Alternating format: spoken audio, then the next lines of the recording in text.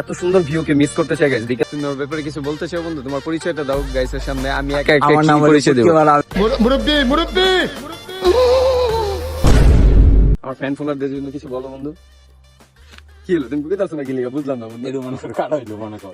এটা কি ঠিক গাইস? আপনারা বলেন কাট এটা চলতো। আসসালামু আলাইকুম গাইস, আপনারা সবাই কেমন আছেন? আশা করি ভালো আছেন। আর আজকে মেন উদ্দেশ্য হচ্ছে আমি আজকে একটা ভিডিও বানাতে চাইছিলাম পদ্মা সেতু ব্রিজের এখানে, কারণ গাইস পদ্মা সেতু ব্রিজটা হচ্ছে খুব ফেমাস জায়গা। তো আমি চাইছি যে এরকম একটা ফেমাস জায়গায় এসে আমি একটা ভিডিও বানাবো, আমার প্রথম ভিডিও। তাই গাইস আমি আজকে পদ্মা সেতু ব্রিজের এখানে এসে বললাম, এই যে দেখুন পদ্মা সেতু ব্রিজ, খুব সুন্দর একটা প্লেস। আর এখানে ইউটিউবার বলেন বা ব্লগার বলেন বা কন্টেন্ট ক্রিয়েটর বলেন, সবাই এখানে এসে ছবি তুলে গেছে, ঘুরে গেছে, ভিডিও বানায় গেছে। তো আজকে আমি তাদের থেকে এক্সপ্রেশন নিয়ে আমি আর কি নিজে একটা ভিডিও বানাইতেছি। তো দেখুন এই যে আমাদের পদ্মা সেতু গাইস, আর হচ্ছে আমাদের পদ্মা সেতুর এখানে আমার হচ্ছে নিজস্ব বাসা। কারণ এই যে পদ্মা সেতু ব্রিজ হচ্ছে এই যে এখানে দেখতেছেন, আর এই সাইড দিয়ে একবারে শেষ মাথার দিক দিয়ে হচ্ছে আমার নিজস্ব বাসা। আর আমাদের বাসা থেকে পদ্মা সেতু ব্রিজে আসতে আপনার সর্বোচ্চ 5 থেকে 10 মিনিট লাগে হাইটে আসতে, কারণ এখান দিয়ে গাড়ি চলাচল করে না। তো এদিকে আমাদের বাসার সাথেই বলতে পারেন এই পদ্মা সেতু ব্রিজ। আমরা হাইটে চলে আসি, এদিক দিয়ে রাস্তা আছে আমাদের, এই যে এদিক দিয়ে অনেক বড় একটা ওই লাস্টের মাথা দিক দিয়ে রাস্তা আছে, ওখান দিয়ে আমরা পদ্মা সেতুতে ব্রিজে আর কি এখানে ঢুকতে পারি। তো সেই হিসাবে দিকে আসা। আর হচ্ছে গিয়ে মেইন উদ্দেশ্য হচ্ছে আপনার পদ্মা সেতু ব্রিজটা দেখতে বিকেলবেলা, বিশেষ করে বিকেলবেলা অনেক সুন্দর লাগে দেখতে, ধারণার বাইরে। কারণ বিকেলের ভিউটা দেখেন, আপনারা দেখেন কি সুন্দর ভিউ।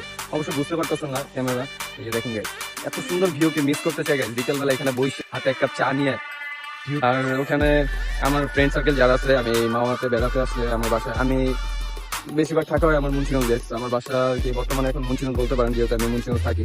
তো আমার মা হচ্ছে মেন বাসা, আর আমি মা মাঝে মাঝে বেড়াতে আসি। আর বেড়াতে আসলে গেছি আমি এখানে এই সেম এই জায়গাটার ভিতরে বৈশা গাইস ভিউটা দেখি। পদ্মা সেতু ব্রিজের উপর দিয়ে গাড়ি ঘোড়া চলে, ওই যে দেখেন গাইস ছোট ছোট দেখা যায়, ঠিক আছে। ওই ব্রিজের এখানে বৈশা আমরা গাড়ি ঘোড়া দেখি। তারপরে আপনার গিয়া এই যে এই নিচের উপরে দিয়ে ব্রিজ চলাচল করে, আর নিচের যে সাইডটা দেখতেছেন এটা দিয়ে হচ্ছে ট্রেন চলাচল করে।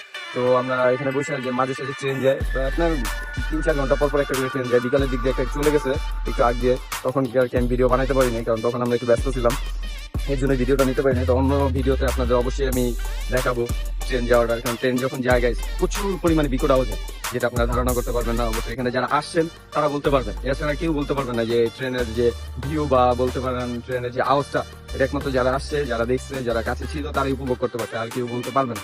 কারণ ব্রিজের দিয়ে গেলে তো যে কোনো একটা গাড়ি ঘোড়া চলাচল করলেও তো প্রচুর আওয়াজ হয়। আর গাইস এখানে আসছি আমি একা না, আমার সাথে আমার ফ্রেন্ডও আছে, ওই যে দেখেন বসা, ঠিক আছে।